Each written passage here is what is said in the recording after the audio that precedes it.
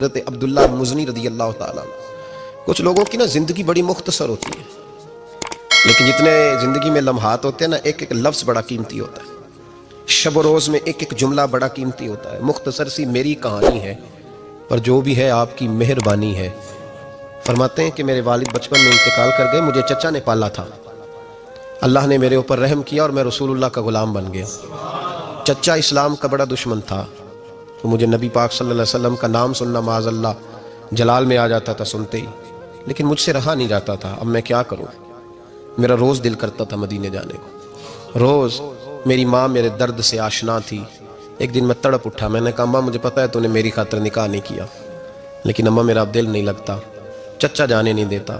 اماں کہنے لگی بیٹے جا، میری طرف سے اجازت ہے. کہتے ہیں میں جا کے چچا کے سامنے کھڑا ہوا. چچا میں نے جانا ہے. کہاں؟ پتہ اسے تھا مسلمان ہے. کہاں جائے گا؟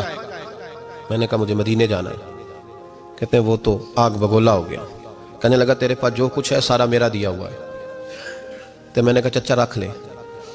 کہا جیبوں میں جو ہے وہ بھی نکال دے. کہتے میں نے رکھ دیا. پھر جلال میں کہنے لگا یہ جو تو نے کپڑے پہنے یہ بھی میرے ہیں. حضرت عبداللہ المزنی کہتے ہیں میں نے وہ کپڑے بھی اتار کے دے دیے. میرا وجود ننگا ہو گیا. تینوں لب دیں آپ گواچے، سانو اپنی خبر نہ کوئی، ساتھوں پارے ککھ گلیاں دے، ککھ گلیاں دے. سانو آخ دے لوگ شدائی، کیونکہ اسی ننگ نموس دا ساڑ کے چولا، گل پہنے تاج گدائی، آزم اپنا آپ گوایا ہے تا یار نے چاہتی پائی. فرمانے لگے میں اماں کے پاس گیا اور جا کے کہا اماں پہلے بھی تو میں ایک دن ننگا پیدا ہوا تھا، تو نے کپڑے دیے تھے، پھر ننگا ہو گیا ہوں کپڑے دے. کہتے اماں نے 2 عورتوں والے لباس دیے، وہ پہن کے میں مدینے پہنچا. میں بڑی غربتوں میں آیا تھا، میں دیہاتی تھا، مجھے کچھ کرنا نہیں آتا تھا، پر مجھے یوں لگتا تھا کہ مدینے میں سب سے زیادہ عزت میری ہے، سب سے زیادہ. اللہ کے حبیب نے منع فرمایا کوئی اونچا اللہ اللہ نہ کرے، جب کوئی نماز پڑھ رہا ہو سو رہا ہو تو اس کے سامنے اونچا ذکر نہ کرو. کہتے میں ایک دن اونچا ذکر کر رہا تھا، اونچا میں ذکر کر رہا تھا، کیونکہ عشق لگا سی کھیڈاں کھیڈ دی نوں، تے مینوں کھیڈاں بھول گئیاں. میں کجل پایا سی یار دے ویکھنے نوں، پھر اودی یاد وچ روندے آئی ڈل گئیاں. حیدر شاہ اس گلی کدے نہ رول دی، پر ہن تے رول گئیاں. کہتے میں اونچا ذکر کر رہا تھا تو حضرت عمر فاروق رضی اللہ تعالیٰ نے ڈانٹ دیا. فرمایا تجھے نہیں پتا حضور نے منع کیا؟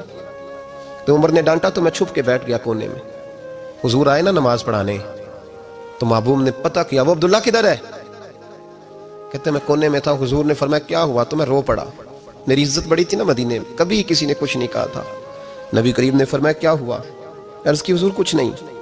پھر بھی بتاؤ. کہتے میں رو پڑا. میں نے کہا یا رسول اللہ میری غلطی تھی تو سیدنا فاروق اعظم نے ڈانٹ دیا ہے. فرمایا ہوا کیا؟ یا رسول اللہ میں اونچا ذکر کر رہا تھا، اور بات بھی ٹھیک ہے، کچھ لوگ قریب نماز پڑھ رہے تھے، حضرت عمر نے منع کیا. نبی کریم علیہ الصلوۃ والسلام نے فرمایا بلاؤ نہ ذرا عمر کو. خود قانون حضور نے بنایا ہے کہ اونچا ذکر نہ کرے جب کوئی نماز پڑھ رہا، بلاؤ نہ عمر کو. جناب عمر آئے تو حضور نے فرمایا عمر میرے عبداللہ کو کوئی نہ ڈانٹے. کسی ان پڑھ سے، کسی دیہاتی سے، کسی بھولے سے انداز دیکھے حضور کا، اسے کوئی نہ ڈانٹے. پھر حضور نے فرمایا تمہیں پتہ ہے یہ میرے لیے کتنی تکلیفیں برداشت کر کے آیا؟ صحابہ فرماتے ہیں یہ خوش نصیب ہے جس کی روح بھی محبوب کے ہاتھوں میں نکلی. اور جب جنازہ اٹھا تو حضور کی داڑھی سے ہم نے آنسوں کے قطرے ٹپکتے دیکھے. مدینے میں رواج تھا کہ قبر میں قریبی عزیز اتارا کرتے تھے، پر ان کا تو مدینے میں رشتہ دار ہی کوئی نہیں تھا. حضرت عمر فاروق اور جناب ابو بکر صدیق کہنے لگے ہم قبر میں اتارتے ہیں. جب ان دونوں نے اٹھایا قبر میں گئے تو کہتے ہیں کمال دیکھو اللہ کے رسول ہم دونوں سے پہلے قبر میں اتر گئے، اور حضور نے یل بدایا ون نہایا میں موجود ہے، کہا مجھے دو میں قبر میں اتارتا ہوں. کہتے ہیں حضور نے تنے تنہا پکڑا، تنے تنہا قبر میں اتارا. پسے مردن فرشتوں نے جو تلاشی لی تو کیا نکلا؟ فقط ایک دل کے گوشے سے خیال مصطفیٰ نکلا. نبی کریم علیہ السلام نے قبر میں رکھا اور ساتھ فرمایا اے اللہ میں آج شام تک اس سے راضی تھا، تو بھی اپنے کرم سے اس سے راضی ہو جا.